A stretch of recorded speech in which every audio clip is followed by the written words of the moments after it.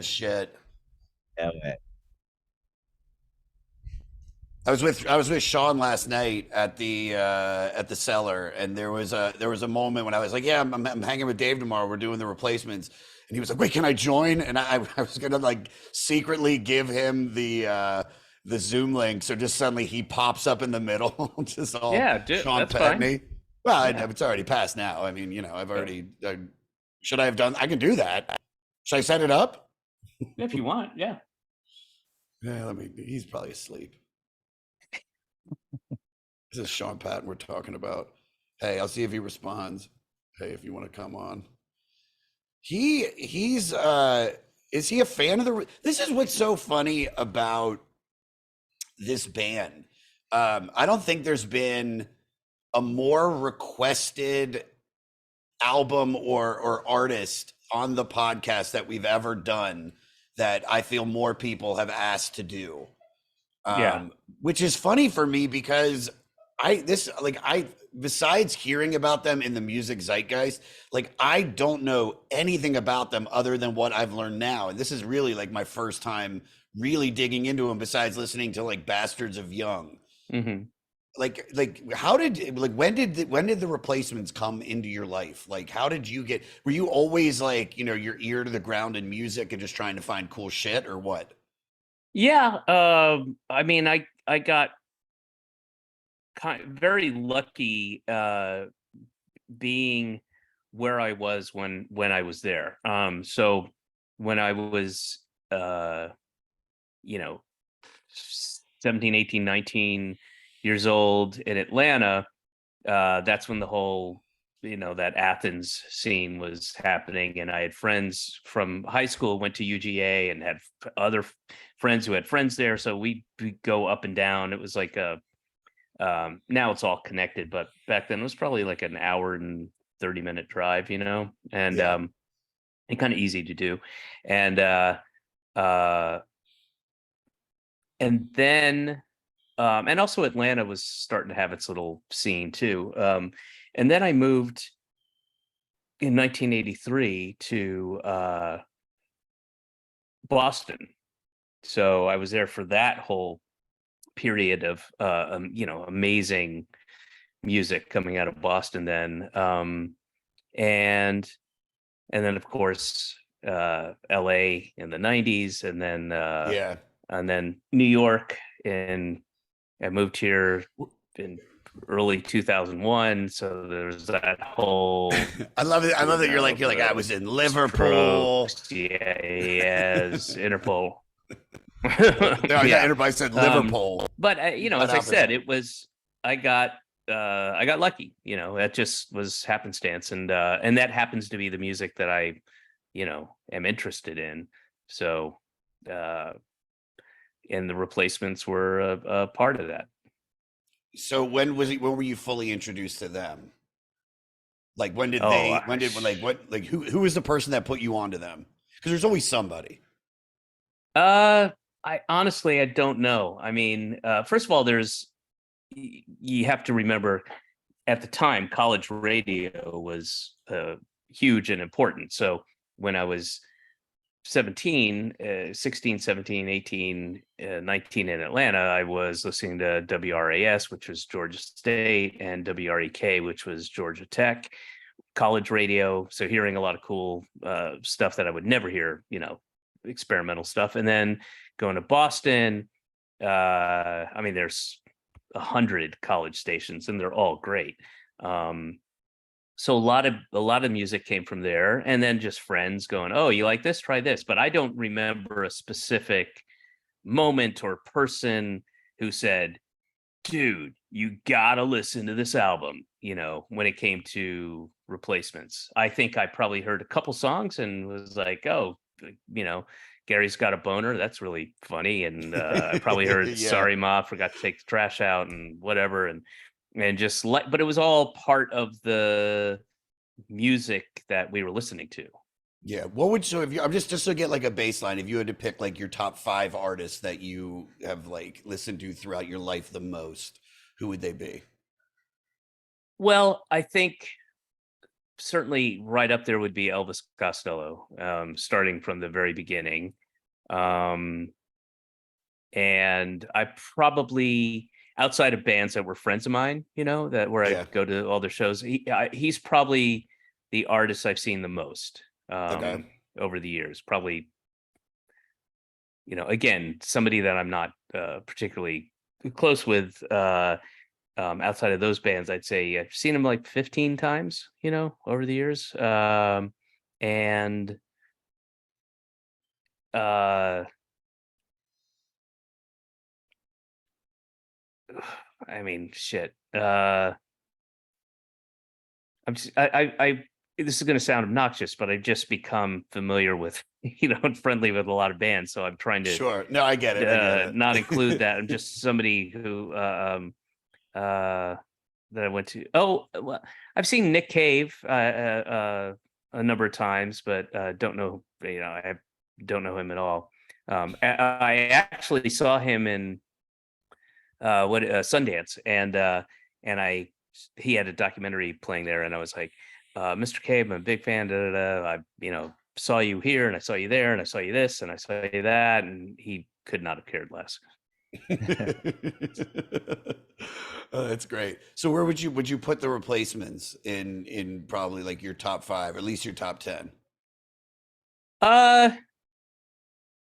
Top five, maybe not, but top 10, sure. Yeah, What yeah. is it? And so what is it that makes this? Because I have like the history of the band, but for someone, that's coming on the show to talk about him, obviously is a fan.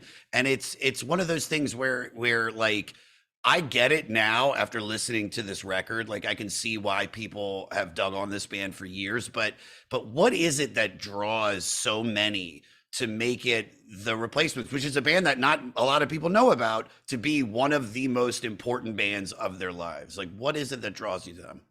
Well, I think it's a combination of several things. I think one is the first and foremost the songwriting, the Paul Westerberg songwriting, and uh, the topics that he writes about, and the there's a poignancy and pathos to a lot of those songs, and there are, I don't think it's intentional, but there are songs about misfits and people who are, don't fit in necessarily and are feeling depressed, uh and then there's the actual music and the uh thrashy anger of it, and then there's the kind of history of the band, and if you know of the band, their history. It's troubled.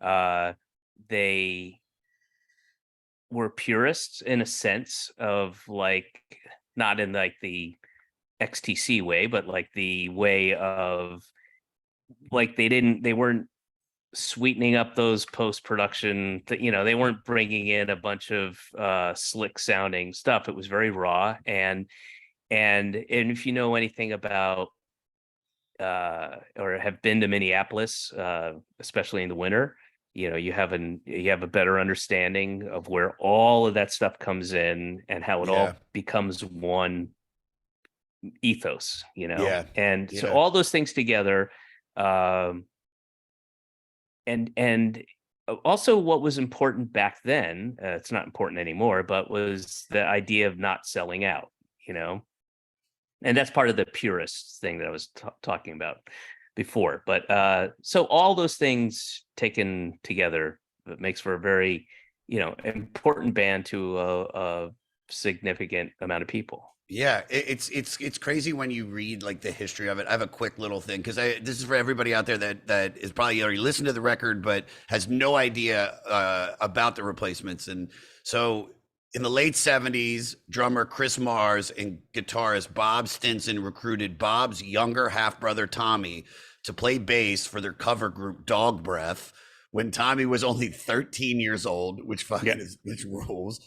Bob originally bought Tommy his first bass when he was 11 to keep him off the streets. Paul Westerberg was a janitor at a local senator's office and would listen to the band practicing in the Stinson family garage, which, by the way, is the house on the cover of this record. on his way home after work. Eventually, Chris Mars invited him to join, and after auditioning and settling on a vocalist, Paul decided he wanted to be the singer.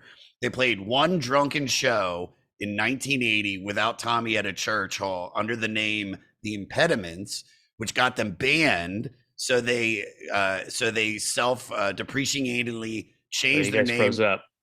You with me? I gotcha. Hello? You hear, Dave? You got us? Oh, now I hear you. I got Okay, it. Yep. cool. Sorry about that. So they self-deprecatingly changed their name to the Replacements, which, by the way, if you hear us now referring to them as the Mats, it's basically a shortened, affectionate bastardization of their name, the Placemats, which is actually cool as well. It's just like they're the Replacements. You mean the Placemats, and then it just becomes the Mats, which is fucking awesome.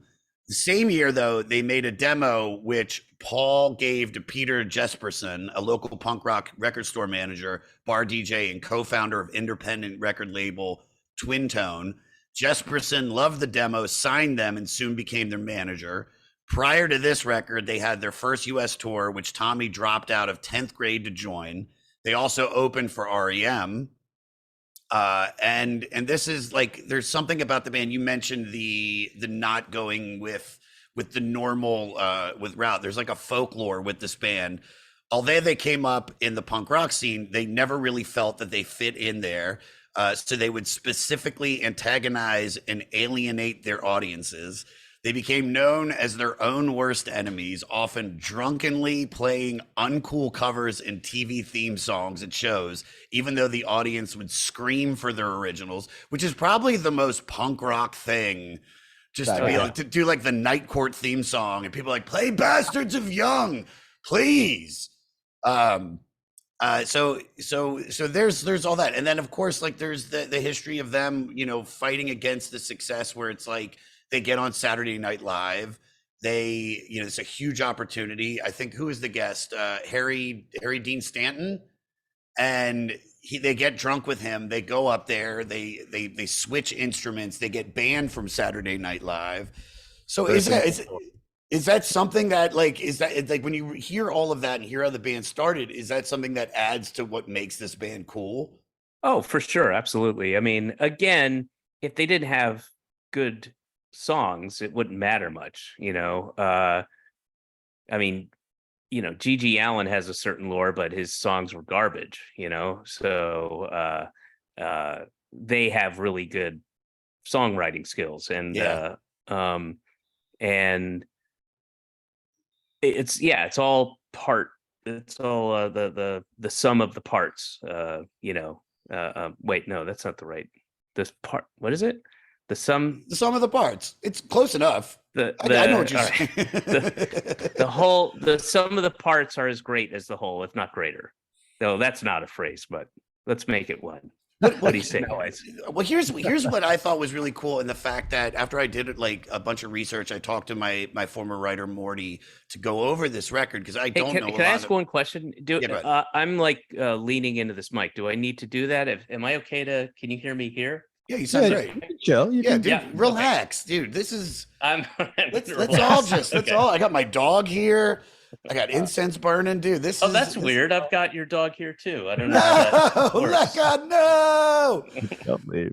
Now, this is what I think is really cool about you coming on before we start digging into the record, because everything you said was great. Like, I could play, the thing about this record is that you could play most of it and you would think it was just a snotty teenage punk rock garage band with big riffs and not much to say.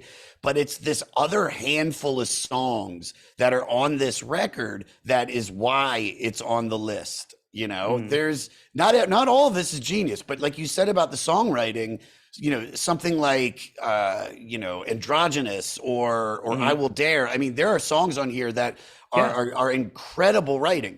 And what I've started thinking about when I had you booked to do this, which is like there's a very similar feeling between the Replacements and Mr. Show, right? Where it's like, I think people saw in what you did, like for a certain generation, it was like the Monty Python or like the Kids in the Hall. It's very subversive.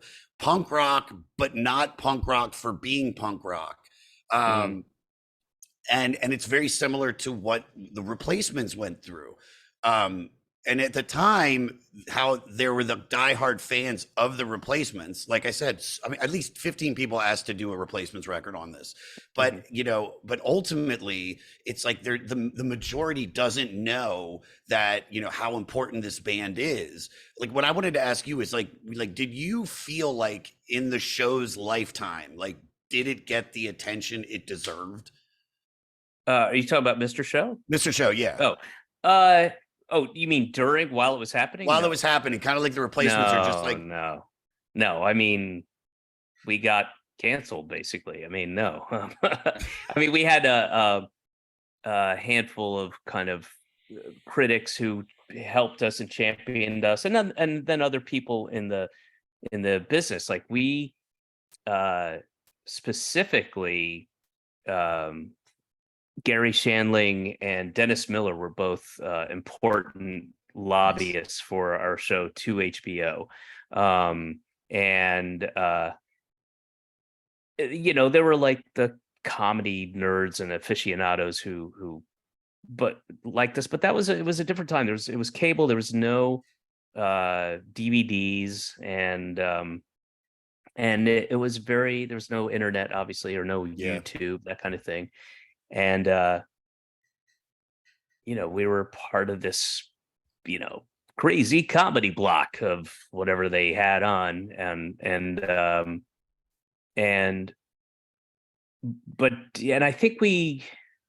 I think we got nominated for, over the years, like 3 Emmys, but I think 2 of them were music or something. It was best. It was their best performance. Don't stick your dick in that hole, right? You're getting a nomination for that. It's like seriously, we got. Honestly, it was for the Ronnie Dobbs thing, and I don't even know. I know I think there were 3 total, so it was Ronnie Dobbs and writing, and I don't know, but no, we didn't. I mean, far from it, really. And again, we're not, we would have done more, but of course. Well, 4 seasons is, 4 seasons for something that, Yeah, but come on. The first season was 4 episodes. That's not even a British. That's not even a British season. England, that's like a huge success. Yeah. Were you able to enjoy it while it was on the air? And did you guys know that what you were doing was kind of punk rock, or was it like, were you constantly in the writing room? Because we've had, like, I'm good friends with Karen and Mary Lynn, and then we've had Tom Kenny on. Who else? Have we had anybody else? We're trying to get everybody as much as we can, because it's kind of like, this is why I'm saying it makes me feel like very similar. It's like the Replacements are a band that were passed around, just like everybody had a tape of Mr. Show, because HBO did that fucking marathon. I set the fucking VCR up, I recorded it, we wore that tape out, we passed it around to everybody, and you knew that it was this like punk rock style of sketch comedy. And like, when you were writing it, like, were you guys just, because I know it was during the birth of the alt scene, the Patton Oswalt and Mark Maron and everybody kind of in that scene, but it's like, were you trying to write sketches that were just completely like, let's see how far we could go, or like, I mean, yes and no. It was never,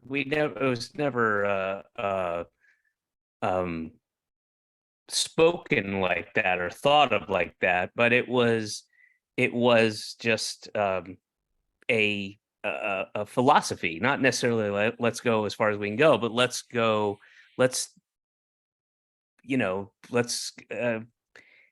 what became important, and I think what is fairly distinctive about Mr. Show sketches is they tell a story quite often. And it's not like on SNL, it's like, this guy has this quirk and he's going to say this thing over and over and over again. Here's the catchphrase, and now here's the catchphrase in a restaurant setting, and now here's the catchphrase in an office setting, and now here's the catchphrase at the airport.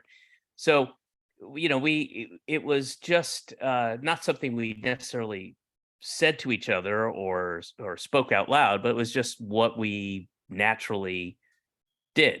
And it's funny because if and when Bob does your podcast, he will probably be slightly annoyed that I did this record and not him. Really? Oh, that's cool. Because one of the things that we bonded over when we first started hanging out and first started working and appreciating each other and just getting to know each other was music. And 80% of our musical tastes are exactly the same. He has like 20% that I'm not that interested in. Same with me, with him. But for the most part, it's even more than a husband and wife or partners. Yeah. Like we really, like the same stuff. And he's a big Replacements fan as well. Yeah, Nice. dude. Make him a mixtape to start the relationship, though. Well, Yeah. no, dude, you know this is what's so Dude, bad. this is a bootleg. This is the one show where they never argued. And because of a surgery he had to have the next day, Bobby Stinson couldn't drink. So it was the one, it's from Copenhagen. Dude, well, this is what's so badass about this band. I mean, they call this record "Let It Be." Jesperson, this is his favorite band. They name it after a Beatles last record, showing their lack of like reverence for even the most sacred of cows. Which in a sense, like Mr. Show would be like, we're gonna make everybody's kissing this person's ass or whatever, and we're gonna go in on it. And it's just there's a really deep similarity where it's like the same sketch that you guys have, where it's like, this is that underground tape. You got to pass this around. And I feel that the Replacements have constantly, by cool people, been like mentioned, or, oh, this is the band, or even just like digging on Paul Westerberg. There's something ultimately really cool about this They're band. the Mr. Show of music. I mean, let's Basically. I never really thought of it like you have, but now that you say it, I do see definitely some similarities there for sure. I trying to please ourselves, and we had faith that if I could make Bob laugh and sign off on this thing, and vice versa, we knew it was good. Yeah. And we're making that's how Mr. Show started. It was a live show that wasn't even called Mr. Show at the time. It was just Bob and I putting sketches together and filming some things. And we'd kind of like what Letterman used to do. Like, I'm going to go leave the studio. And then you cut to a pre-taped thing where he's left the studio, he gets some cab, whatever. So we had that kind of thing going on. And we were working at doing shows with each other for each other, and that's how it started. Way before anybody got the idea to put it on TV or anything like that, we were just having fun. And I think that is, I imagine, was a part of the Replacements ethos. Like, if we like it, fuck everyone else. If we like it, we know it's good. Yeah. And you have that sense as you get older too. Like, I'm not the only guy in fucking the United States of America that feels that way. There's 330 million people. Surely there are other comics who are sick of this thing and want something new. And of course that was the case. It was the case with, as it is with all cultural evolutions. And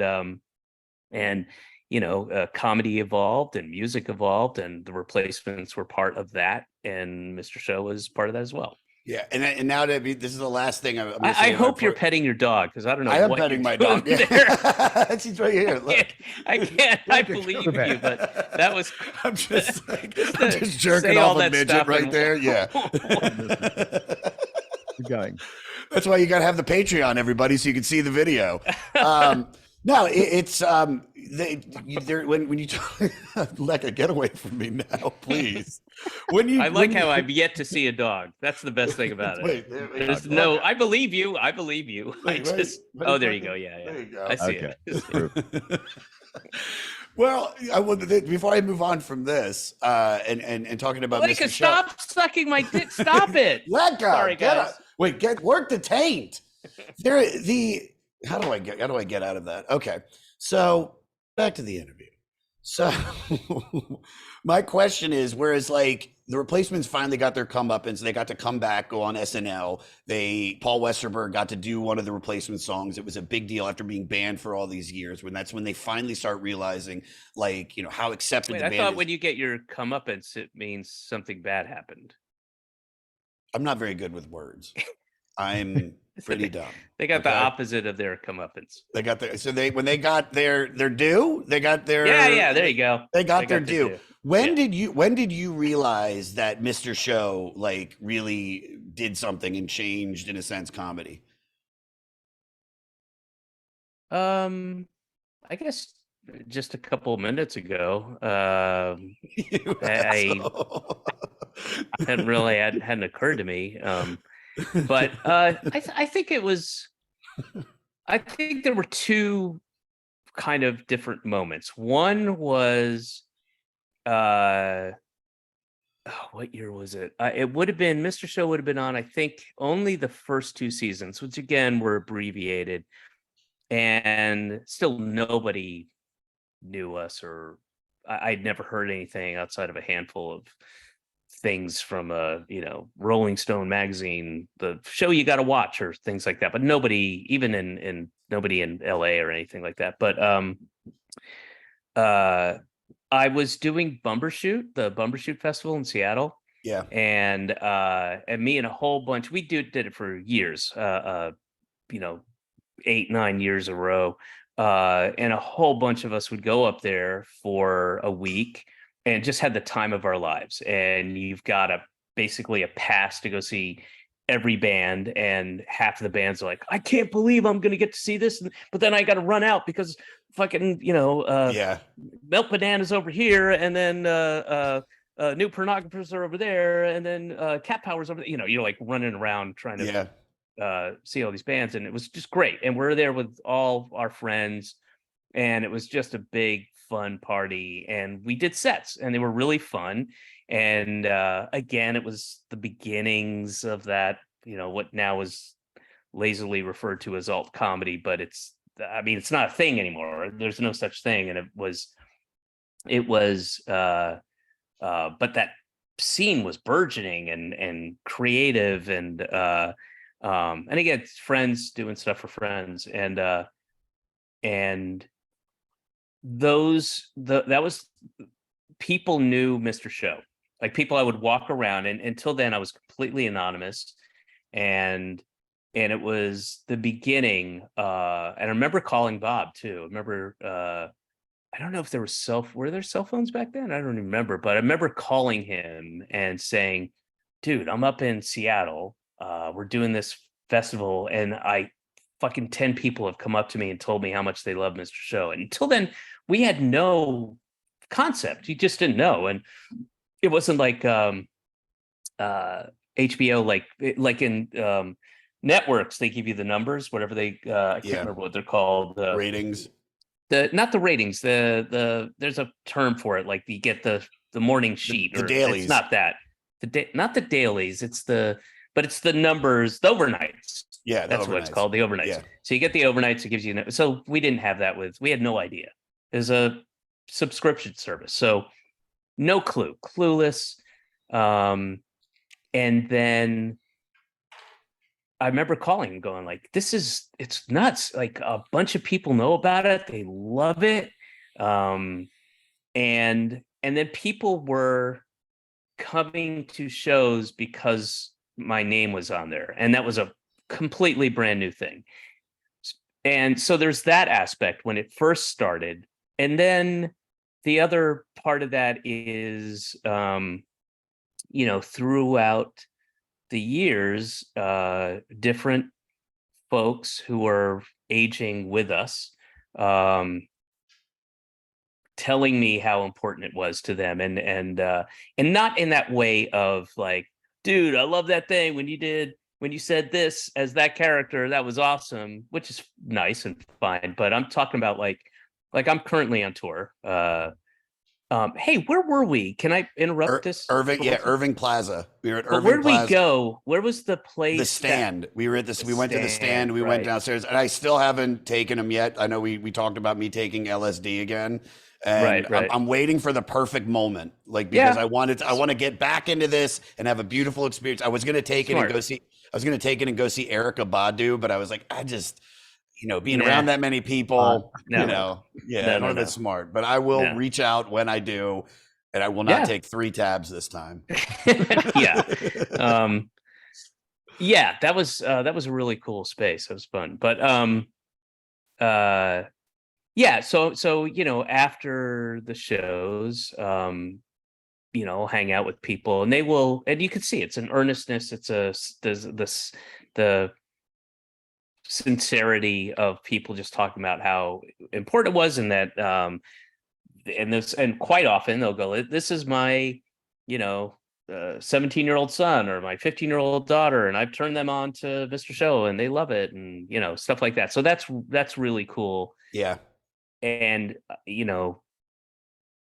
so yeah. I bet Not just a Paul. catchphrase, like Go a ahead. deeper, meaningful Yeah. thing. Yeah. Yeah. Oh, dude, it's for me. I mean, it's you see something like that at 18, 19 years old.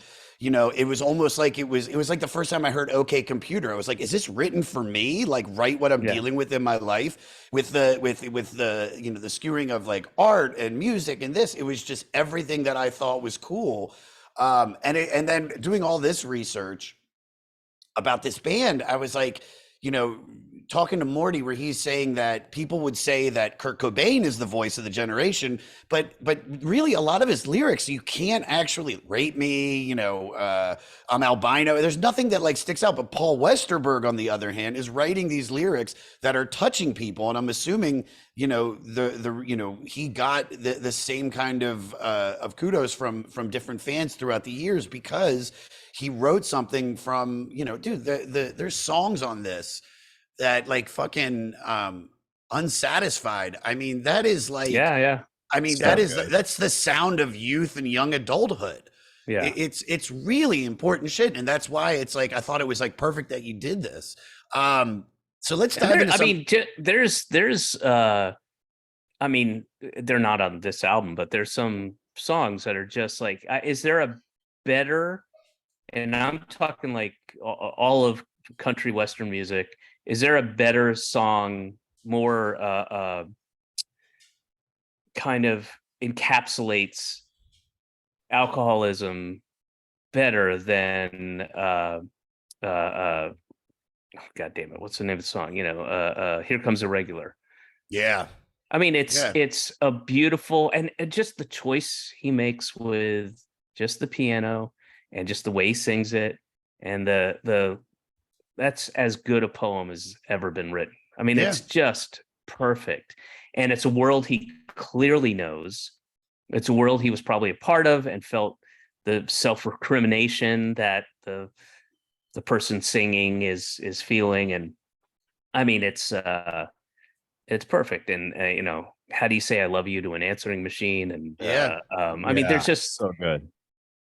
it's and androgynous, and bastards be young, and I mean, it's just talking about speaking to you, that's, oh my god, like you were talking about OK Computer, was this written for me? Like, that's the feeling of alienation, the bleakness of life, especially if you're young and clever and not particularly attractive, and you've got a predilection for drugs and alcohol, and you live in a cold, kind of remote part of the country, yeah, back then. I mean, yeah, that's and I didn't, landscape wise, I wasn't in that world, but I was uh a really weird looking, very poor Jewish kid in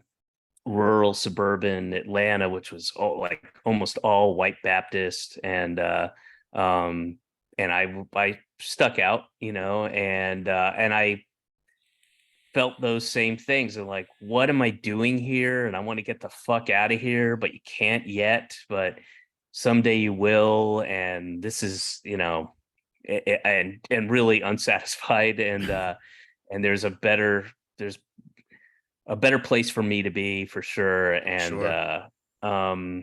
And the unfairness of life, uh one of the things that, if not the thing that me and some other like-minded friends had when we were 13, 14, 15, and was Monty Python. And people thought it was stupid, and guys dressing up in dresses, that's not cool. And we just knew it was funny and smart, and kind of, even in the fucking woods in Georgia, we had this thing. Yeah. Yeah, I love it. All right, let's talk about some of the songs on the record. I mentioned there's I think there's 11 or 12, but I think the six that we picked out are probably the ones that really make this record important. So I Will Dare is the only single release from this and has remained a favorite with fans of the Mats. Paul finished this right as the previous album, Hootenanny, was being completed and thought it was the best thing he'd ever written, but that record was done. Originally, the band wanted Peter Buck from REM to produce their record, but after meeting with him, they just didn't have enough material. However, they got him to sit in on this guitar solo after Bob was having trouble with nailing something.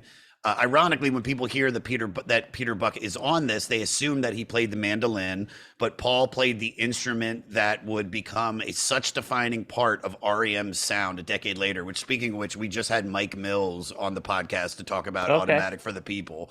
The title is sort of an answer to U2's "I Will Follow." And alongside the similarly named Defiant song off their Stinky EP, Kids Don't Follow.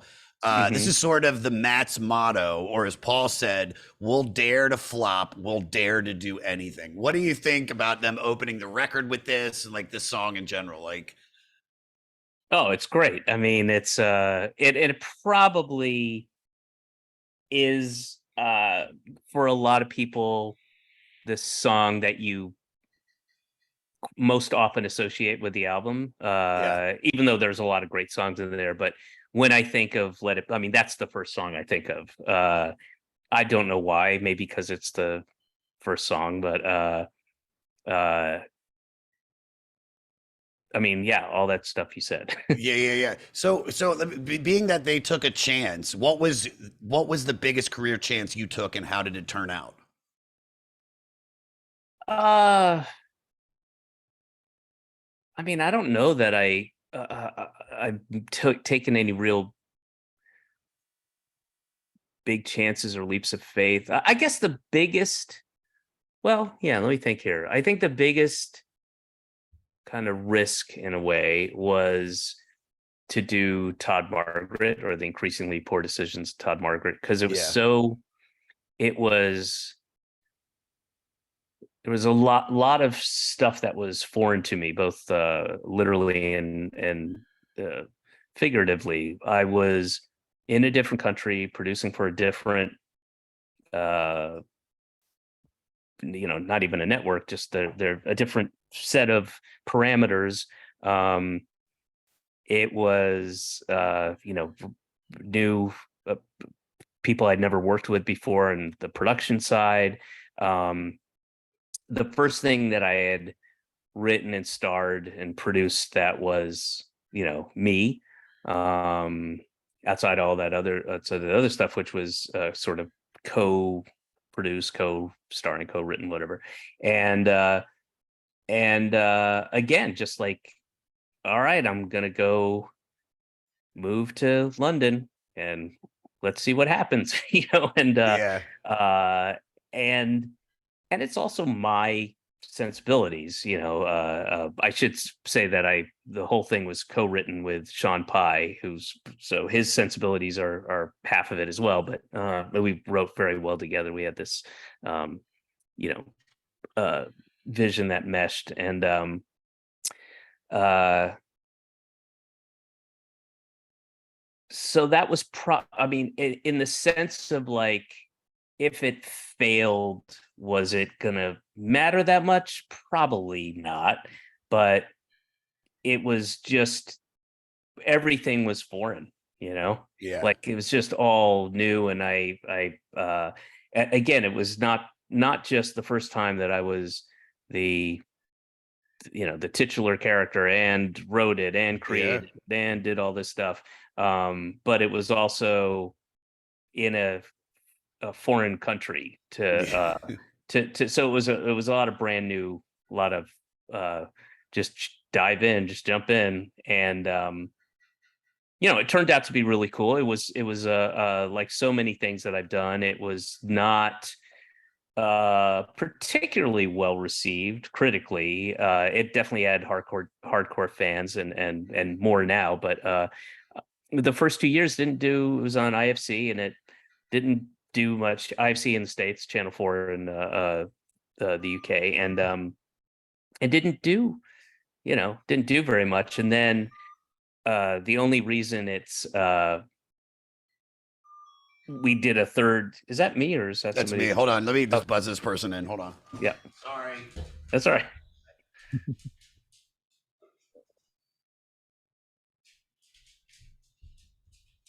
I hate my mailman. My Why? mailman's Because a he's dick. doing his job. No, it's not that. It's just this guy's a dip. He's always like flirting with girls on the street, and he's like how, like in New York they got like the scaffolding that you can like there's like bars and you sometimes see Yeah. people working out. Like he's Yeah. just like working out. He'll just be doing pull-ups, and I'm like, aren't you delivering mail? And he's a dick. He knows I live here, and he always asks for ID. I'm like, dude, you've dropped off a million things here. You know I live here. Yeah. So that's why, and also because he interrupted the show. Yeah. Hmm.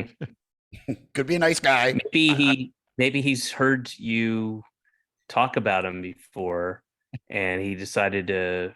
Maybe that was intentional. Maybe. Maybe you're Interesting. cock-blocking him during these pitches. Yeah. He's making. He's Yeah. he's a dude. It's just like, dude, be a mailman. Just do your job, bro. No it. other life. This is the No, only. when you're on the clock, be a mailman. You don't need to do CrossFit on the corner of 22nd and First. Okay, that's my thing. All right, there you go. All right. Well, now we know where you live. Well, We've narrowed it down to 4 corners. So to go off of that, like we're talking about how Peter Buck helped them. Who was Peter Buck in your career? Like who was instrumental in giving you your big break? I would say there are a couple people moments. I was doing stand up in Boston for a long time. I had a sketch show there, a little thing that was kind of sketchy that went off of a pre-existing like open mic night that I would host, and then we'd have fake characters which the audience wouldn't know they were fake, and then the whole thing would devolve into what became an actual show, a sketch show, but nobody knew it until later when they, because it had a title, and then they figured it out. But one of the people in that group, a very dear friend, really talented woman who unfortunately passed away from cancer. She was a producer and head writer on Mad TV for many years, but her name was Lauren Dabrowski, and she was in the generation before me in the stand-up world in Boston, and really funny, really smart, really great person. She was friends with Stephen Wright, and she convinced Stephen to come up and see me do a set at Catch a Rising Star in Cambridge, where that was kind of my home club. Yeah. And I was just starting to kind of headline locally in New England. And I mean, just starting and only in that region. But he came down and watched me, and I talked to him briefly, and I was thrilled. And he didn't say he was going to do this, but he ended up telling his manager, Tim Sarkis, who only managed, I think, 4 people at the time. Stephen Wright, Michael O'Donoghue, the writer, who he's passed away, but original SNL writer, and who else?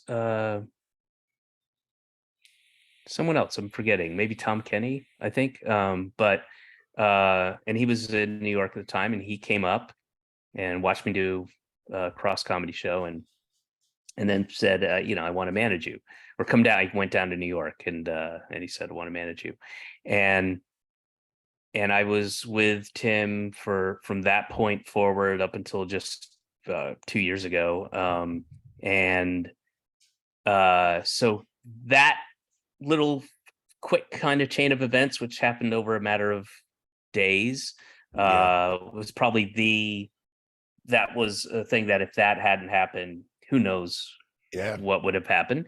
And then another point was, again, via Tim, the Montreal Just for Laughs festival, which I'm sure you're familiar with. Have you done it? I've done it. This is the first time in 8 years I haven't done it. Yeah. Which I was a new face. I went for the goddamn comedy jam. I did my podcast. Yeah. I've done this there. Like, it's big helpers in my career for sure. Yeah, I mean, it's the con of film festival of comedy. It's a massive, for those who don't know, it's a month long. It's in Montreal. 2 weeks are in French, Quebecois French, and 2 weeks are English, and it's huge. And everybody from all over the world. It's international, massive. And in fact, a Mr. Show sketch came from Bob and I being there 1 year. But nice. So and everybody in Boston and around the country would always audition for Bruce. Bruce Hill would come, and he'd have 2 days in Boston and 3 days in New York and 2 days in San Francisco. He'd go to Chicago, go to all the places, and it was the thing. Still is. And I had auditioned and not kind of gotten in, and then he came and saw me, and then brought me up to Montreal, and I did another set up there, and I got in. And I think Tim was probably instrumental, but I was ready. So I got into their, new faces and late night danger zone. Yeah. And it was a fluke. It was very, it was just one of those kind of lucky happenstance things. But I did one of those shows, and my set back then, before people knew me, was very fucking with the audience, very much so. Nice. And I would come out like I did this thing. I don't know if I did it that night, but I did this thing. I used to get I'd ask the bar back for a drink strainer, with the little metal coil around the circular thing. Yeah. And I'd get it, and I'd be introduced as one of the premier impressionists in America or whatever. And I go up and I start talking, and I put the thing to my throat, and I was like, I talk, but nothing was coming out. And I look at it and I kind of shake it a little bit. Nothing's coming out. And then finally I get it to, quote, turn on. And then I'd be like, good evening, everybody. I can't do it right now, but that gravelly. Yeah.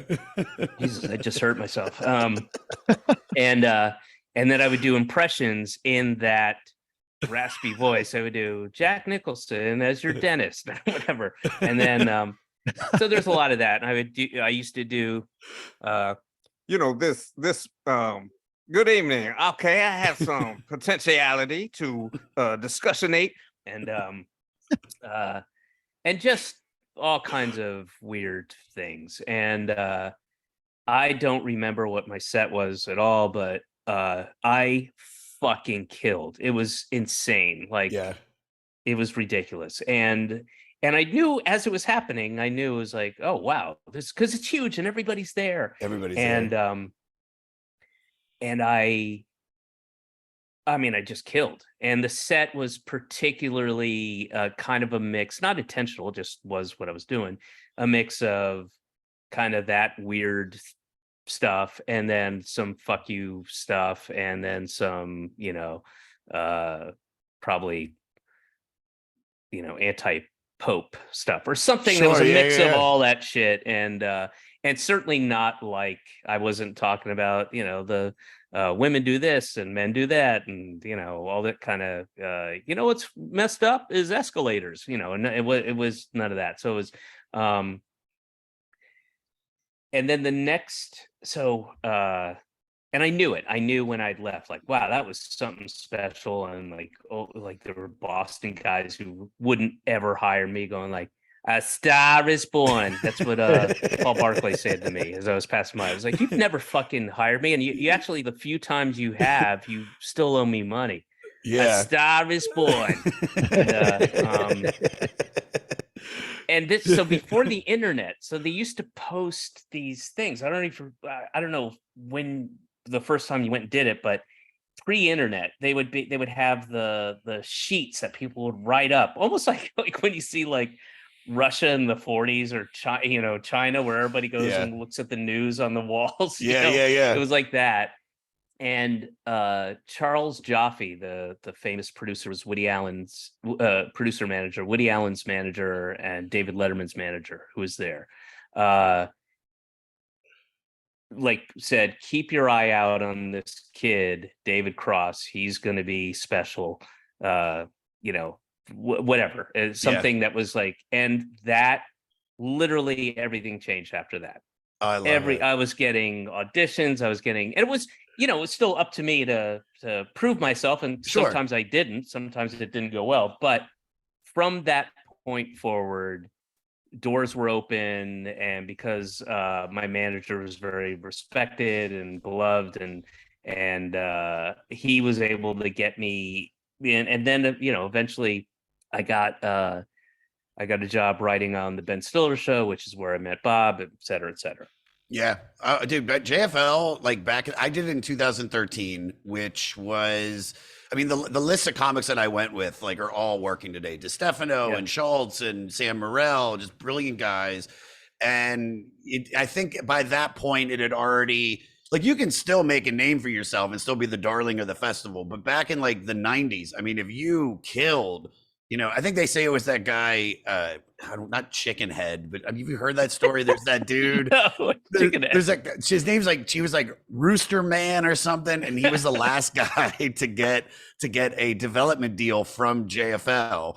And he just did what basically his name is. He just did this comedy as like a chicken or a rooster. You've never heard this? No. Really? Oh my God. Because every time when we did JFL, they were like, they don't really give out development deals anymore once Chicken Head fucked it all up for us.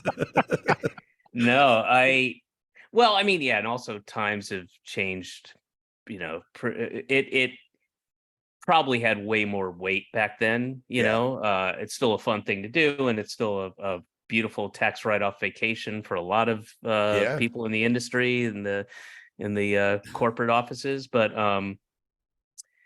it's back then you could like make or break from, it was like the equivalent of doing a set on Carson, and then he calls you over. You do well there. And case in point, myself, like, it just, everything changed completely. Nick, it has that power. It has that power. All right, let's move on. Androgynous. Beautiful song. Beautiful. You got Paul on piano. This is a way ahead of its time call for acceptance and inclusiveness of the non-gender specific communities, which is the most punk thing ever in 1984 when this came out. So a fun fact, near the end of the song, Paul faintly sings Jefferson's Cock, which is one of the pseudonyms the Mats would use for secret shows. The song's been covered by Joan Jett on 2 albums, and again live in 2015 with Laura Jane Grace of Against Me and Miley Cyrus for Cyrus's Backyard Session video series in support of Happy Hippie Foundation, an organization she founded to support homeless LGBT youth. I mean, this is probably one of the most powerful songs on the record. Yeah. So my question to you is, so you remarked that early in the comedy scene, you started that it was real. I guess you could say like unwoke, like there was just there was homophobia, misogyny, racist. We talked to Marin and he sort of described that the new wave of comedy after that, like what were your experiences like, in stand up at the beginning? with that? You in what do you mean? Like in the Well, just like you're in, it's comedy for years was just the Martin Lawrences or the Andrew Dice Clays, and I mean then right. you have this new wave scene that is basically changing all of that, where it's almost kind of like you're coming from the hair metal scene of Mhm. music where it's just Motley Crue, sex, sex, sex, tits, drugs. And then you have Nirvana, which is the first band that's like, listen, if somebody falls, you pick them up. We're not going to call women, we're not Mhm. going to objectify women. It's like it was almost like they were supporters of like of pro-choice. And it was just basically a changing of the guards. And so when you were in the beginning of the new wave comedy scene, was there a collective, like, just vibe of doing that? Was there anybody at the forefront? What, did you guys even discuss it at all? I don't think it was ever discussed to certainly not that I can remember being a part of that discussion, but there was you didn't have to because and especially in Boston, and I mean especially in Boston, and Yeah. was at I did as we all did, travel to other places to do sets: San Francisco, New York, LA, Chicago, the places with scenes, Houston sometimes, um uh with those kind of like-minded scenes that was coming out, was becoming alt comedy. And It was the that kind of misogynist and homophobia. Well, I wouldn't say but just making fun, crudeness, and Yeah. so we were really against shitty obvious comedy, but so Yeah. much of that shitty obvious comedy, 50% of it was getting a laugh at, fuck these bitches and this fag did this, and it was that kind of thing. So I remember, in fact, I put it on. It's the title of one of the albums I did. I can't remember which one, but it has all fake comedy. Oh, I think it was "Shut Up, You Fucking Baby." I think has every title of a bit is a something I made up that sounds like it would be somebody else's, like um my immigrant. I can't remember what it is, but it's all Yeah. fake Yeah. comedy stuff. So one of them was, uh, what if baseballs had AIDS on them? And that is a reference to the Boston comic named Kevin Knox, who I opened up for a couple times at Nick's. You ever play Nick's? I haven't played Knicks. No, I've only been to Boston to do the Wilbur. I You went froze up. oh, you with me? Yeah, Hello? now you got Okay, it. cool. Yeah. I've only done Boston to do the Wilbur with Big J, Oh, so I haven't yeah. spent any time there, but I know how important it was because I know how many great comedians came out of Oh, there, yeah. and It I've was heard so huge. much Yeah. about Knicks. Yeah, Yeah, so Nick's, which is only hired me because there was literally nobody else in town. yeah, They just needed to throw a body up there.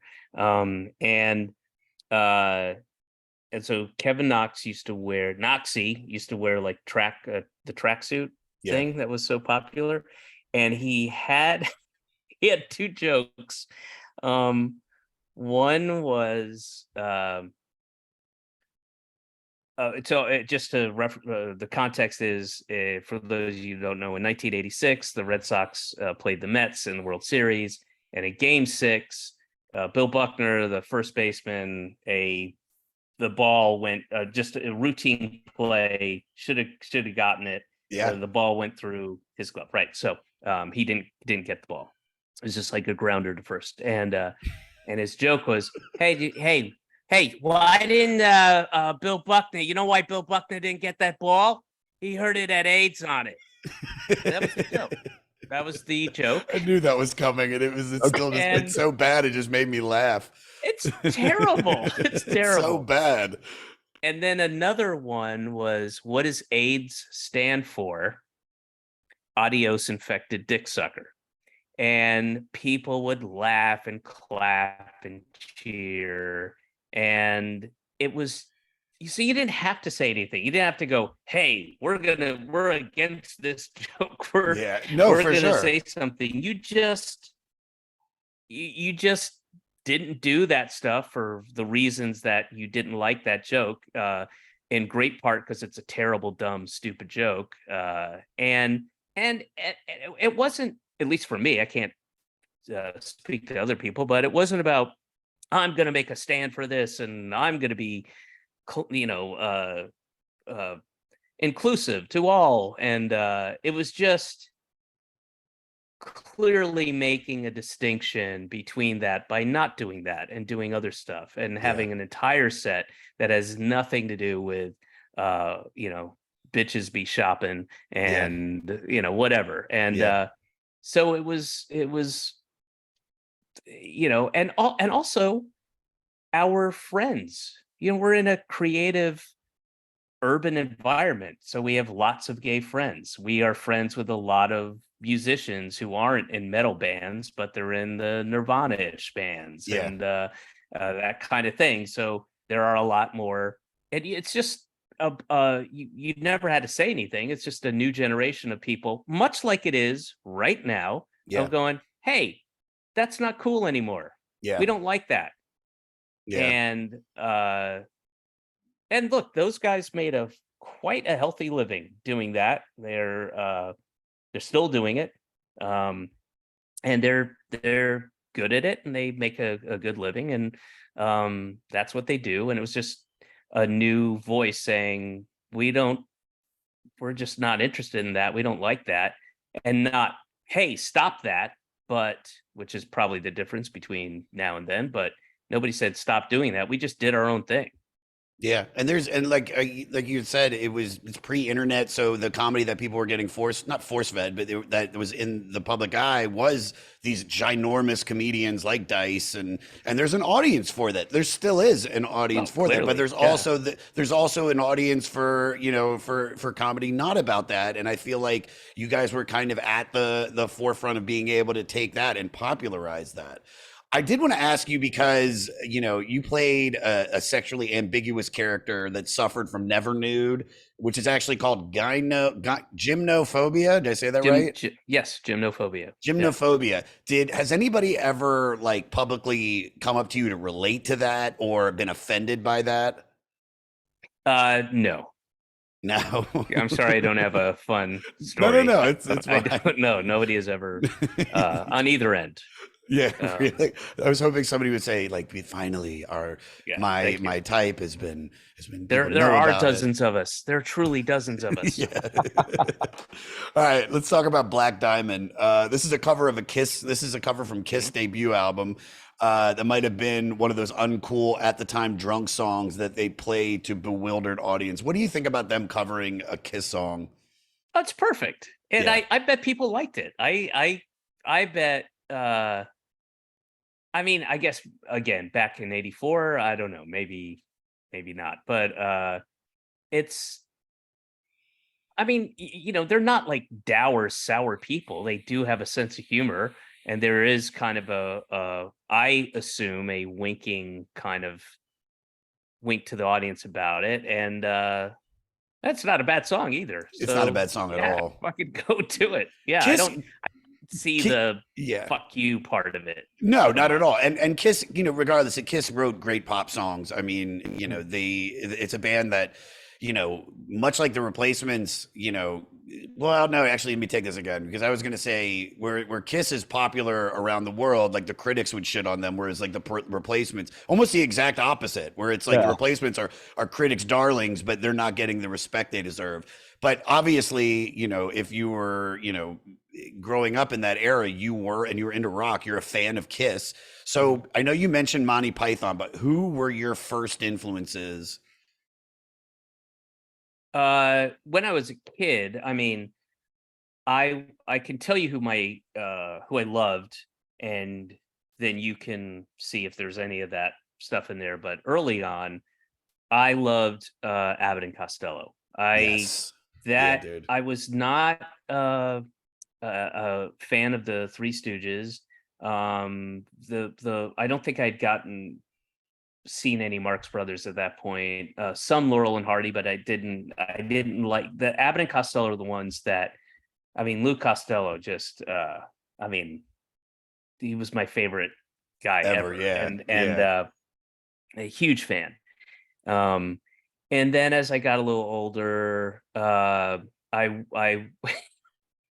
I was part of the Dr. Demento fan club, and for those of you who don't know, Dr. Demento was a syndicated radio show, and it would play silly. He's the guy who broke Weird Al, actually. Yeah.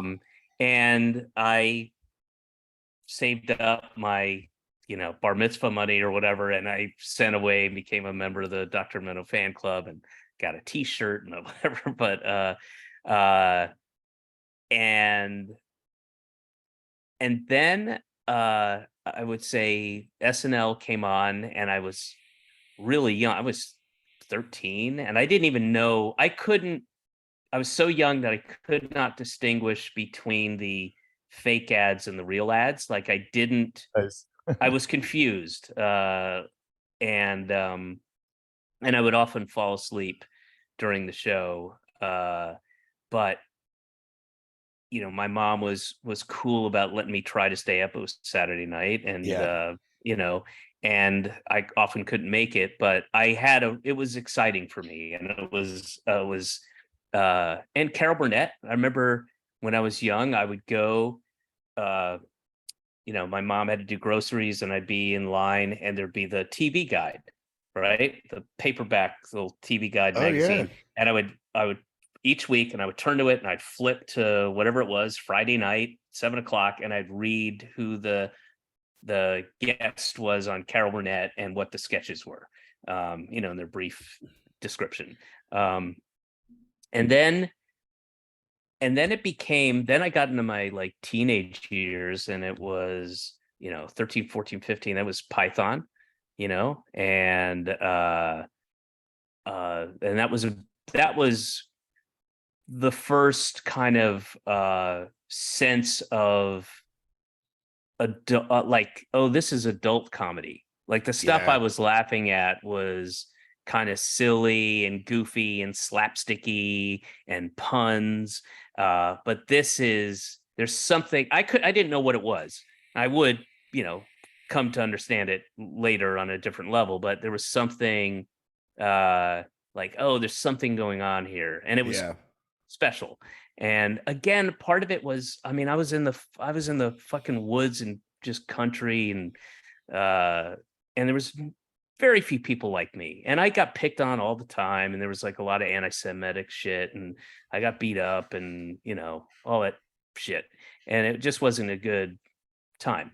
And so you found solace in that comedy. And so and then as I became a little older, and I started getting into stand-up, I mean, probably the biggest influence on me was Andy Kaufman. There was Lenny Bruce. My mom gave me Lenny Bruce books to read, and biography, and I saw the film Lenny, and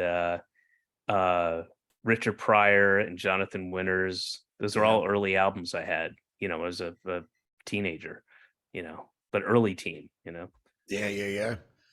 Yeah, you mentioned Letterman before about when he had the pre-taped sketches. That's one thing that it's kind of like Inception. You look at Mr. Show, like, I don't know when that occurred to you, and going back to the Mr. Show question, but like to do these, not picture in picture, but bit inside a bit inside a bit, just pushing that. That's something that so I had this group of we had the sketch show called Cross Comedy, and it was a mix of stand-up and sketch, but it was only like 20% stand-up, and it would always start with, I mean, once we became known for what we were doing, we couldn't really do it like that anymore, and just sort of did sketches. But it was at the open mic night which was either Monday or Tuesday nights at Catch a Rising Star. I was always the host. I'd go up and we'd have 3 or 4 real comics doing open mic. Then we'd have a plant. Sometimes, in fact, quite often, we'd have them with some other actors in the line, actually in line with the people coming in. And we'd have one of the guys we did was the winner of the like funniest attorney in Providence, and one of the prizes was he gets to do a set. And it was Kerry Prusa, and he was so fucking perfect and funny, and he's just bombing except for this one table. And those guys would be obnoxious and drinking out in the street while they were in line with the audience coming through, getting seated. And of course everybody, the staff and everybody's in on it. And we did this thing where he'd go up and he was just not funny, and he would do these jokes, and they were all about, like, so Rhonda in accounting, oh my god, and and this table is laughing. It was like John Ennis, who was in Mr. Show, and John Benjamin, and just various people we had in the playing the partners and friends, and they would laugh, and they'd start going like, do the thing about what Mr. Radebalt said to you, when you took his parking spot. And he go, oh yeah. So, and everybody in the audience like, Jesus Christ, what the fuck? And then so we had a red light, like every club has a red light. So we had the red light, and the red light goes on, and then it starts flashing. And then I come from the side, kind of, there's like a little aisle, and I go, hey man, so red light's on, you gotta go. And the guys in the audience, or the plants at the table, are like, hey man, he's killing, he's funny, you gotta leave him up there. And then they would like kind of, slap a waitress's ass or something. Again, it was all, and we were like, hey man, that's not cool. And they were just being shitty. And then, so behind stage right. So we were downstairs. The club was downstairs in a building in Cambridge. And there was a metal door that led to this little kind of concrete bunkerish looking hallway that led to some steps that went outside. And so one of the bartenders was named Rick, big guy, like 6'9", big guy. And you remember all those, the backgrounds of all those comedy clubs with the brick background. Oh yeah. So there was like little shelves with ephemeral stuff in there. There's like a fan, and there's a pennant, and there's a clock, and there's a rooster, and just all that bullshit. And one of the things was a baseball bat on the back. And Rick the bar, I go, Rick, man, we got to get these guys out of there. And by that point, the audience is cheering. They're like, yeah, get him out of here. And so he kind of pushes them through, and the last guy is John Ennis, and he pushes them through really, really hard, and they toss him the bat while, like, all in one motion. And we had a stool set up there, one of those tufted vinyl stools, bar stools, and this door's closing as he starts beating the shit out of these guys. And the audience is like, oh, wait a minute. And I'm up there going like, all right, folks, well, and you can hear him in the back. Like, you can hear him.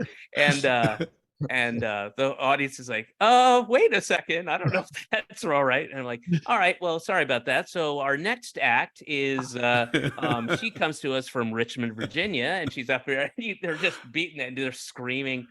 And then in the meantime, they're putting blood packs in their mouth and stuff. Yeah. And then Ennis comes through the door. He's like, what the fuck is going on? And he's like, he's bloody. And then they yank him back in. And then I was like, all right, let me take care of this. And then I'd walk through, and then we'd cut to pre-taped video. Then we'd go upstairs, get in a cab, and then that took us into other sketches and stuff. So that was like, we had a number of variations of that kind of thing. What was the question that got that thing started? JT, that was you.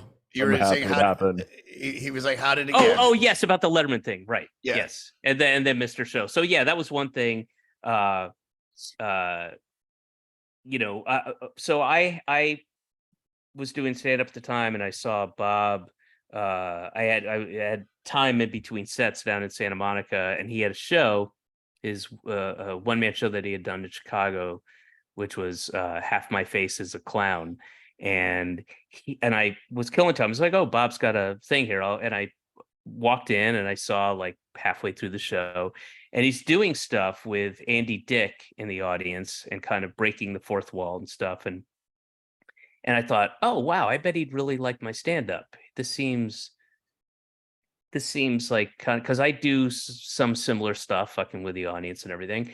And then he came and saw my set, which had like, as I said, nobody knew who I was, so I was able to fuck with the audience quite a bit. And uh, and so the idea of applying that to Mr. Show was just sort of, that's something we were kind of doing anyway, and we just did it, I mean, it was the perfect thing to watch when you're high, because it was just like, it's going into that now. Look at like, and I think who did we talk to about it, where they were like, sometimes you guys were pulling the cuts, like you were like, I mean, to try to find that streamline to go from one sketch to the next. I mean, like, how hard was that? And Yeah, the storyboarding must have been fucking insane. Yeah. Like, change for $1. The answer is no. It's like, what? No. I'll tell you, how we did it. We kind of hit upon very early this thing that worked, and it worked really well. So at the beginning of each season, Bob and I would get together for a month to 6 weeks, and it would just be him and I, and we would write, and we put no pressure, just talk about stuff. Did you read this article? Did you see that thing on the news? Whatever. Oh my God, I got to tell you the funniest story about my uncle whatever. And we would just shoot the shit, and we'd come up with sketches and sketch ideas, and we'd start writing. We'd write things out, and we'd write and write and write. And then a month to 6 weeks later, we would start staffing, and we had the writers would come in, and then we would. Bob was very diplomatic, and we were democratic about how we ran the writers' room, and Bob really took the reins of that, and did a great job, and teased out these sketches from that were like little nuggets of something that was a part of a much bigger idea that somebody bring in, but that idea didn't work. But this tiny little idea over here, let's expand that, blah, blah, blah. So then we just write. We write and write and write and write. Then everything goes up on a big board, and then this is something that I would go and I'd stand by the board, and we go, okay, here's a bit about this, and this is a bigger idea, and this is a small idea, and this is live, and this is tape, and we'd have different color coded index cards for pre-tape, for live, and for like kind of little. This is not much more than a tiny idea, so why don't we make this an interstitial idea?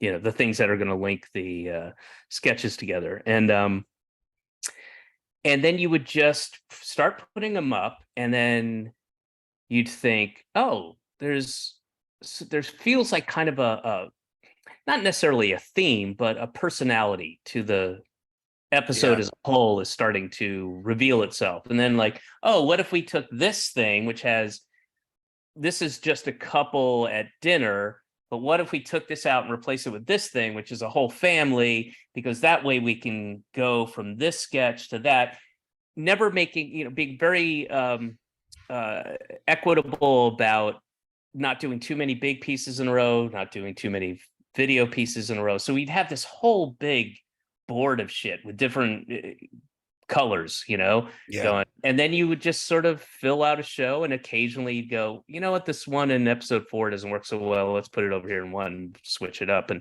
But mostly you just sort of did it that way. And then we had quite often we had ideas for openings that had nothing to do with anything. Like, what if Bob and David come out and it's like a take on the Playboy Mansion Hugh Hefner thing? Yeah, all right, great. And then what is it about? Well, you're really misogynist. All right. And then we're like, oh, that would go great into this sketch. Yeah. And it was so there was definitely a calculation to it. But it wasn't easy. It certainly wasn't easy. And coming up with those interstitials, I've always said, if you're watching that show and it pulls out of a poster or a coffee mug, that means a fucking day and a half wasting our time trying to come up with somebody. One of us went, fuck it, just pull out of a poster. Let's move on. I love that. That's great. All right, let's speaking of that, let's go to Unsatisfied. Because this, like we talked about it earlier, about how this is probably my favorite song on the record. First of all, this is the one that I knew and I had heard about even before I had really dug this record. This is the sound of youth and young adulthood. It's kind of more of like a more direct "I Can't Get No Satisfaction" by the Stones, or a condensed version of J.D. Salinger's novel "The Catcher in the Rye." While this has become a Matt's fan favorite, it was thrown together quickly and remains pretty stark, which really captures how alone, dramatic that age can feel. Bob came in and improvised the guitar solos halfway through, but like the rest of the band wished, they spent more time making it even better. Paul has called it one of the most overrated, half-assed, half-baked songs. It doesn't have nothing but one line. Do you agree with that?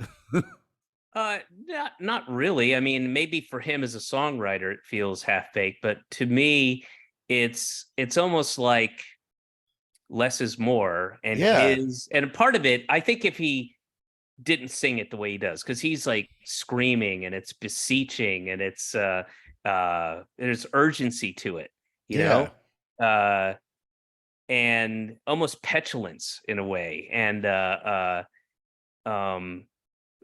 that encapsulates so much of youth and that feeling where you're kind of screaming into the void, it feels like sometimes. And so for him as I get it. Look, there's plenty of things I've been a part of that I'm like, oh, that was terrible. And people are like, we loved it, you know, but he is, you know, he can hear things that we can't hear. He can hear possibilities and potential things that we can't hear, but what I hear, I love. And it's almost like, don't fuck with a recipe like with food, when like people who put 4 different things on bacon, like, no, just give me the bacon. I don't need fucking juniper. Don't go and drag it through the woods. I just give me the fucking bacon. I don't need maple syrup and juniper and lavender on my bacon. Just, it's that feeling of like, just, I want the simple thing. And I maybe not the best analogy in the world, but no, it makes perfect sense, because like you said, less is more. I think the song is powerful because it's so badly produced and it's so simple, and it's hearing those. Well, listen, it's not badly produced. It's just not produced with all bells and whistles and in a way that's cleaned up, and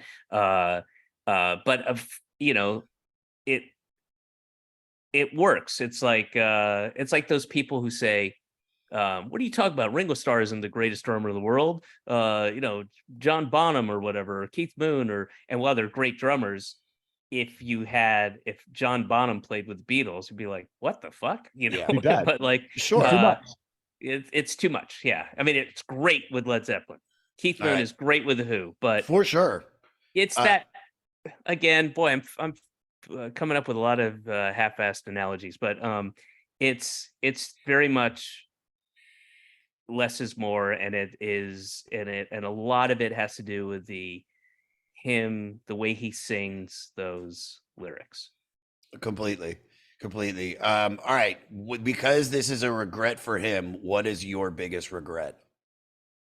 Oh, I gotta stop and say, this is a really smart podcast, and then I haven't listened to it ever, and I don't listen to podcasts generally, but and nobody told me that this was the format, but it's really smart. I like it. Thank you very much, man. Yeah, we spent a lot of time working on this.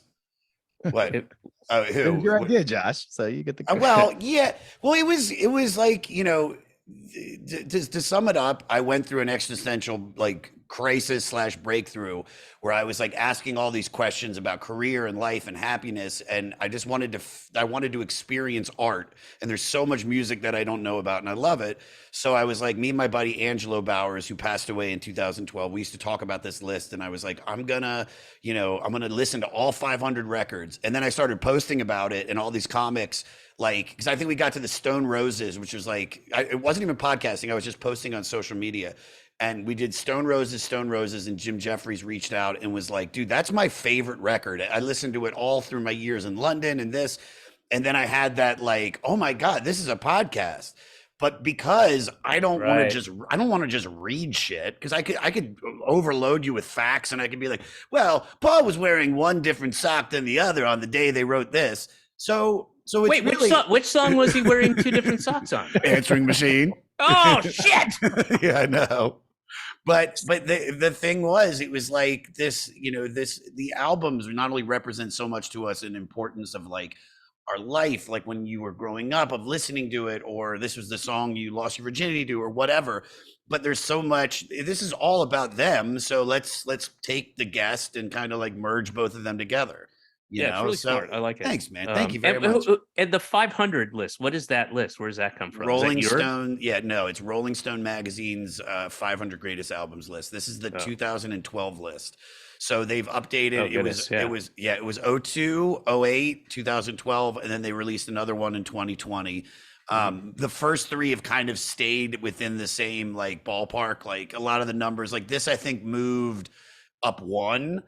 But then the 2020 list, like everything changed because that was after the summer of George Floyd, and it was just like, because truth be told, Dave, like this was like all old white men like voting on shit, and so this new one is way more well-rounded. It's actually funny. Outcast Aquemini, which was number 500 on this list, is like number 98 on the 2020 list, which it deserves to be because these lists are all just bullshit. Like they're all bullshit, but. Yes. It gives me and now I know about the replacements. Now I know about Warren Zevon and I love it. And I tell the audience, I'm like, listen to the records, and this is a nice companion piece. And we've got a really big audience of people that have been following us for the last 5 years. And dude, I've wanted to quit.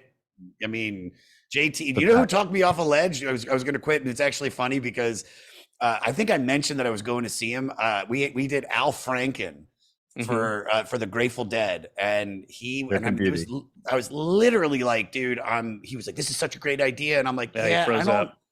You with me? Hold up, come on, back, frozen, back. Am I here? Still frozen. Am I here? God damn it! Hold on. Still. Am I here? What's going on? Oh, there you go. Now you're there. Oh, thank God. Is it my internet? I did pay my bill, but. The thing it's is, your mailman, man. Your mailman's fucking with you. The mailman's fucking with you. You're just like, no, but he's, he really, we sat down and I got to talk to him, and he was like, dude, what you're doing is great, and you got to finish this. Like, and I really want to. It's beautiful. Thank you, Al Franken. Thank you. Yeah. And then also thank you to the dude that was on the corner of 22nd and 2nd that was listening to an episode as I just finished that conversation, and he was like, dude, I'm listening to the John Stamos Mike Love record. And I was like, really, universe? It didn't have to be that fucking obvious. Wait, Mike Love has a album on the top 500? The Beach Boys do. The Beach Boys do, of course. So we they should have a couple maybe, but I thought it was like Mike Love made a solo album. I'm like, what? It's called I Wear Hats All the Time.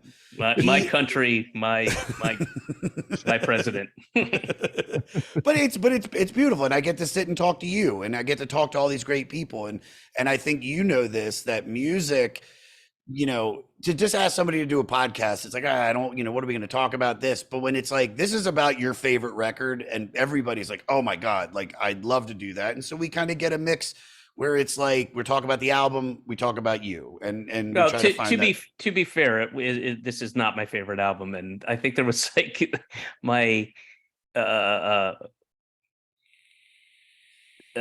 what's the initial one? It was like I think Red Hot Chili Peppers. I was like, oh, I hate the Red Hot Chili Peppers. I don't want to do that. And oh shit, okay, well, here's some others that they have. And there were like 3 others listed. And I was like, oh, for sure, Replacements. I'll do Yeah. Let It Be for Oh, sure. I love it. I love Yeah. it. And that's it. But either way, it's just like you know enough about the group and you have enough experience and could talk about the music that Oh it's yeah, perfect. and I've seen them live too, you know, and so but yeah, let's I'm gonna have to wrap this up, so let's All right. So get together. do you want to, because I kind of we could just kind of jump ahead. I mean, if I've got a few more questions, but I don't want to overload you. Like give me a ballpark of how much time you have left, because we can wrap it up soon or we can Like 10, can I like 10? 10 minutes. All right, cool. Yeah. Yeah. All right, so where was so we already we did Unsatisfied, 16 Blue. This is basically like if this is the Matt's favorite band's homage to Big Stars 13, a song about budding adolescence. This is like a troubled older brother. It's like the story of the character that sings Unsatisfied. Thoughts on this song, 16 Blue? Wait, is that your take or is that Westberg's take? This is me and Morty, the guy. Yeah. He's like I like that. Was like, That's an because it's like you can hear a lot of the influence. Like it's funny from doing this podcast when we start. I was looking at the list. I was like, who the fuck is Big Star, and why are all of their records on there? and then we started digging into them on the podcast. I was like, oh my god, this is one of the most influential bands of all the music that I love. And so of course the Replacements had to be influenced by them. Well, they have a song, you know, in Pleased to Meet Me, I think it's the first song is Alex Chilton. Alex Chilton, yep. Yeah, which is a great song. And also that album marked a bit of a departure from, you know, Let It Be and Tim and all that other stuff. Because it was really, who produced that album? Did Alex Chilton produce that album? JT, you want to check? Because it's really like kind of they embrace the poppiness and the I mean it's still Replacements and sure rocks hard, but it's just clearly a different kind of production, a step up, as it were. Yeah. But yeah, who produced that? Let's find out. I think I could check too. You got it, JT? Looking here. That's all right. Go. Let's. We got 8 minutes. Stop. Get off the internet.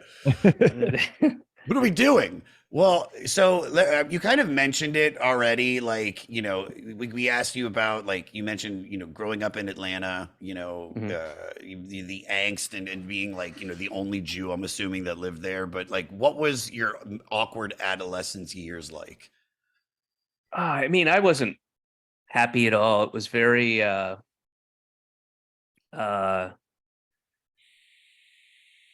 I mean, there was like, you know, there was suicidal thoughts, and I was very, very unhappy, and I had moved. I was born in Atlanta, moved around a lot when I was a kid. I mean, every year. I never went to the same school. I was in the same place until I think 5th to 6th grade, I think. And then moved back to Atlanta when I was 9. And then shortly after that, my dad took off, just left us, and that was that. And there was a feeling of kind of being stuck, which kids have. And part of it is like you're going through that. You're not quite a adult yet. You're not like a teenager. You're still like 11, 12, 13. You're not, you know, you're in those awkward years for anybody, regardless of where they are. And you want to seek independence from your mom and dad, or in my case, my mom. And she's awesome. She was great, but just it's all those things that a kid anywhere goes through. But when you compound that with, I didn't have that many friends. I was awkward. I was I noticed the anti-intellectualism, the weird, like, how come you're reading a book? You know, that kind of thing. Yeah. And my general, you know, what is now my philosophy and take on life, you know, as that was being formed, and a really kind of pre-woke backwards school that quashed creativity. They didn't embrace it. They, like a lot of suburban or rural, it was quite rural too. The football team was the big thing, and the football players got extra special attention and rewards and things. And Yeah. if you weren't that good in PE, then you're a fag, and all that kind of shit. Um and and so those years were difficult. We had no money. I mean, my dad left us in a mountain of debt, and my mom had no skills. And there's 3 kids, and it was all government cheese and powdered milk and shit like that, and no credit. I'm so used to ATMs and credits and credit, and like there was nothing. There was no going to a machine, and there was nobody who would go like, "I'll lend you money," and it was weird. It was hard times, and total fucking redneck, like dumb, kind of what you'd call white trash, lower class. It blows my mind, David, that you're from that area, because it's just I know you rep it. Like, I remember I saw you at the Irving Plaza. You're wearing the fucking Braves hat, but it's just you never. It's like you. One, I had no idea that there were Jews in Atlanta, and No, two, go see Driving Miss Daisy. I got my bar mitzvah was at the synagogue that she goes to in the film. Really? Yeah. That's a fucking low key flex. It's it's not much of a flex either, but here, let me add to that. So go ahead. So that was, say, 9 to 15, right? Yeah. And I was 14 years old. I was working, not legally, at a Italian restaurant off Roswell Road called Provino's, in the kitchen, just scraping melted cheese off of the flying saucer things that they put the ceramic on, just like cleaning, just doing dishes until later than a kid should be. But it's the only way to make money, and 14-year-olds aren't supposed to work like that, especially in a school day. But but then when I was entering 10th grade, and I've always said this, and I don't mean this, I'm not being cavalier when I say this, but I believe that this saved my life. And I auditioned for the School of the Arts. There was a magnet school in town in Atlanta, and inside the perimeter, as people say, ITP. And there was like no PE, there's no gym. It was, you had regular classes, English, math, science, maybe like a home ec elective type of thing. And then the rest of the day was acting workshops, musical theater, dancing, all that stuff, tech, and my whole life changed. I mean, I was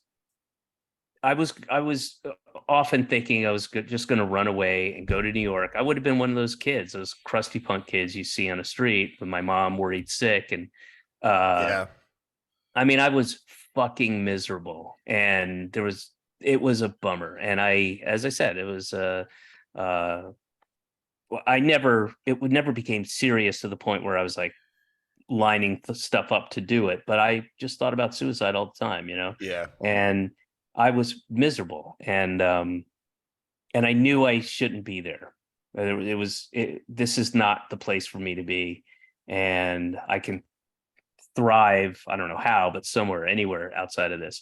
And then I started, as I said, I auditioned. It was Northside High School of the Arts, and I got in, and eventually I have two younger sisters, but the middle sister, one I'm closest with, also wanted to do that stuff. So we moved from there. And my mom had at that point, obviously had gotten a job by then.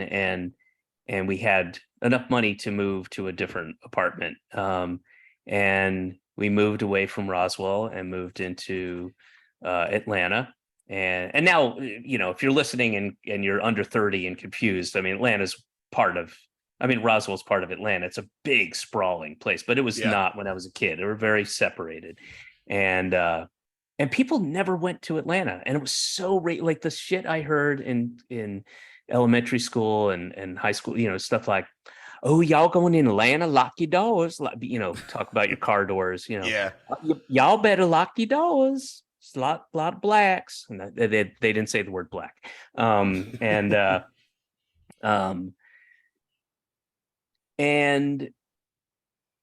so that was a totally separate thing. So when I described growing up there were two distinct halves to it. There's being younger and my grades plummeting and because I was a fairly good student before I moved to Roswell, and then my grades just plummeted, and I was having to stand in the corner because I'm going off on these crazy tangents, but I got kicked out of a class and had to go outside, stand outside of the classroom because I said the word transvestite. I said it in the context of, and I said the word transvestite. Jesus. And this is the kind of thinking that I was up against. That is like happening now. It's all come full circle. And I got kicked out of the class. It was like we were getting ready for like Christmas vacation, so you don't really have much school stuff. You're just having like parties on that last day or whatever. And we were doing charades. And Ricky Carpenter, will never forget it. Ricky Carpenter did this kind of like, this is, hand on the hip, one hand on the and walking, sashaying like a woman, one hand on their head, and Mae West or whatever it was. And I said transvestite, and I got kicked out of the class. Jesus. Punished. Yeah. Like, not just that you have to do, like, it was crazy. And so I went from that to this place where all of a sudden there's like, oh my God, there's openly gay people here. What the hell? There's like, and it, by car and bus, it's like I don't know, 25 minutes away, but it's a completely different world. Yeah. And like, I'm in the city, and there's cool, and I got introduced to punk in 10th grade, which I'd never heard of. I heard of it, but I was like, what? I don't know. And all of a sudden I'm listening to all this music that we're talking about, and I'm meeting like-minded people, and it was just it was again life-saving. Oh, completely. And also, I correct me if I'm wrong, but from having watched your old hours and your new hours, like I almost how much of growing up like that has like affected like your voice on stage, because it's always funny, but it is biting sometimes. And like you said, it can be absurd. You do some some audience participation shit, but ultimately, you're talking about heavy topics right now, and in a great way. Like, is that mostly as a reaction from growing up like that?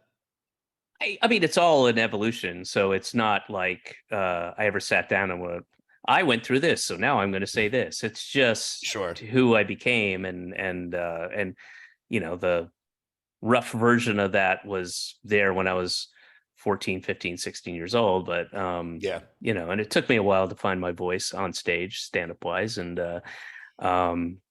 but I think when I think of the things that I am, and the things that would influence a kid and shape them, I think of being Jewish. I think of, which I'm not, I'm an atheist, but I was raised Jewish. So Jewish, Southern, and from a broken family, shitty dad, whatever.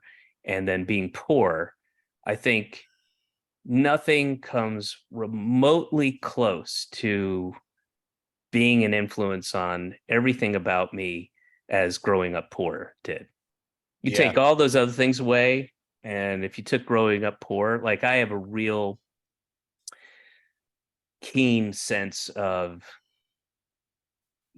unfairness and inequity and how hard it is and how hard people make it for other people and how much lip service is paid to the idea of kindness and charity and generosity, but it's all bullshit. All bullshit.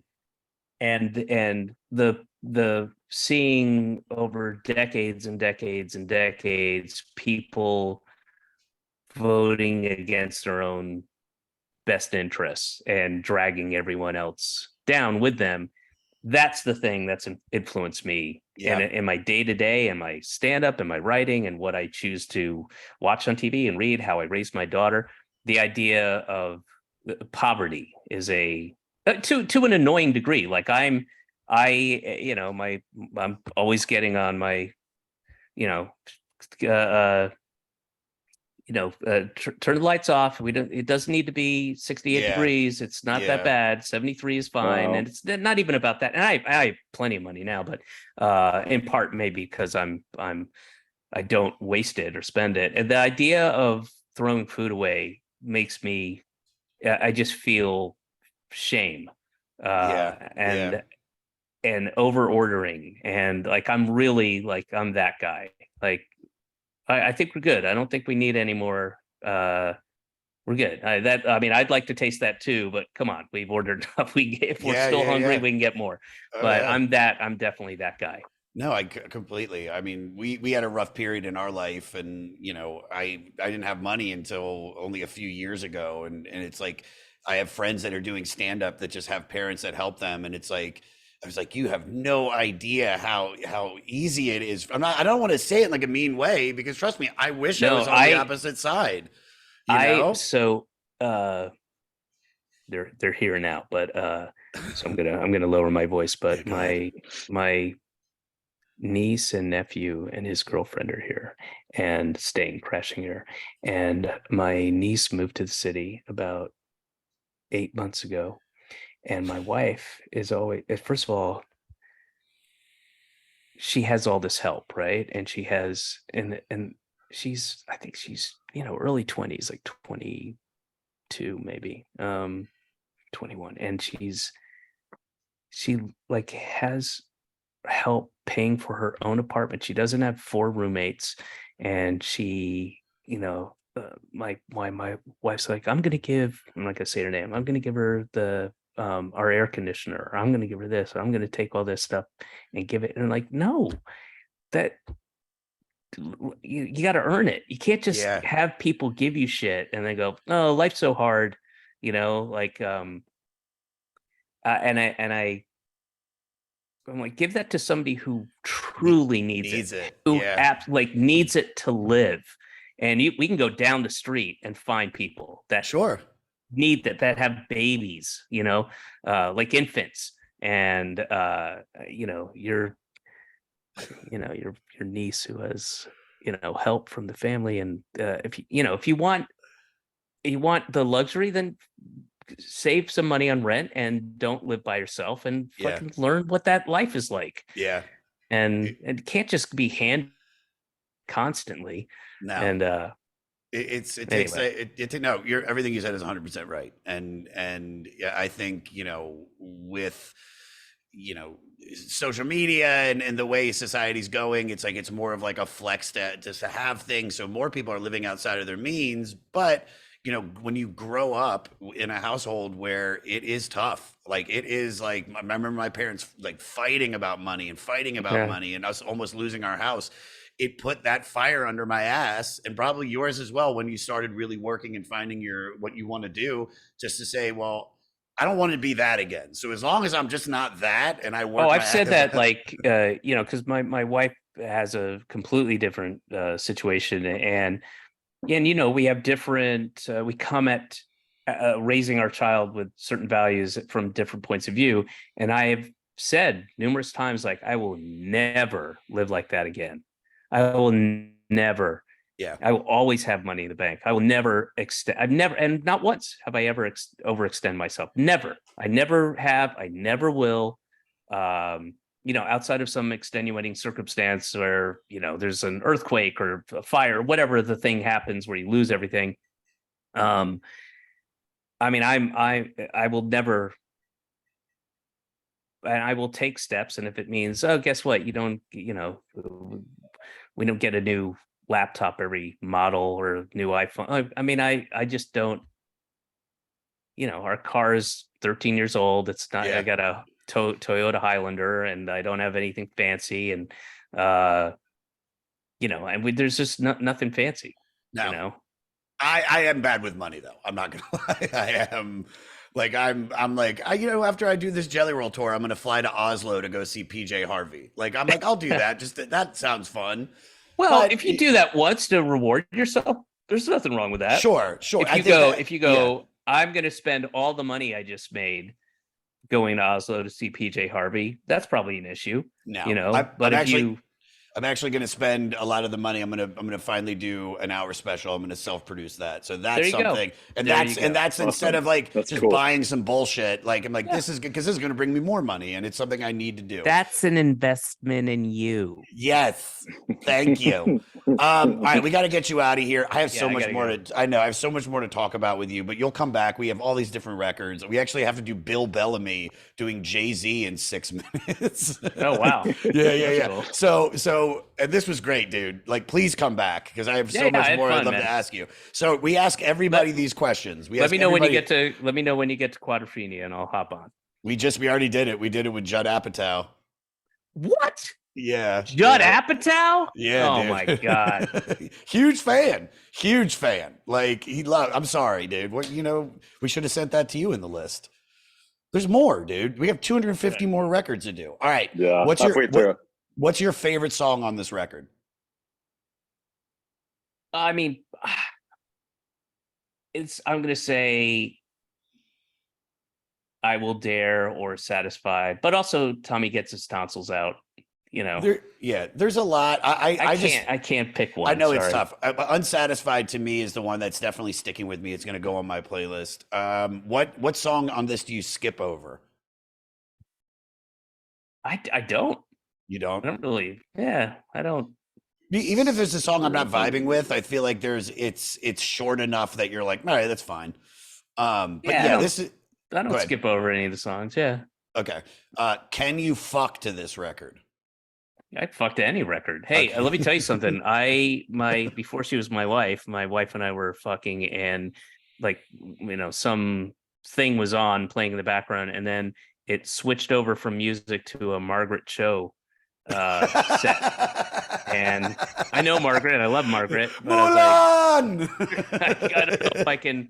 And I figured it out, kept going. So, if I can fuck to that, then I can fuck to anything. I love it. Can you work out to this record? And if so, what would be the type of exercise you think it would be good for? I don't know. Power walking to whatever. It's a new question. I'm trying it out. It's not a good one. Okay, yeah, I'll leave that out. And then what would be your elevator pitch to get someone to listen to this record? Do you know me? Do you know what I like? Do I know you? Trust me, you'll like it. I love it. Promote away, dude. I know you're on tour right now, and this comes out in when does this come out? This comes out in October, actually. Yeah. So because I'm going on tour. So do you have anything you want to promote? Well, I'll still be out on the road. I'm taking the summer off, but I am back out on September 6th, I believe. And I'll be hitting Europe, but those shows will be done by the time this comes out. And then I'm on the road. I'm on the road until end of October, and then who knows? Especially with the strike, who knows? Go see David's new out. It's great, man. I really had a great time watching it, and it's fun. I'll tell you this: I just taped the special in Chicago last week. It went great. Did 2 shows. Awesome. The audience was amazing. So that should be out, I'm going to guess, probably December, early December, late November, early December, somewhere around there, give or take. Perfect. And you can go to officialdavidcross.com and all the info will be there.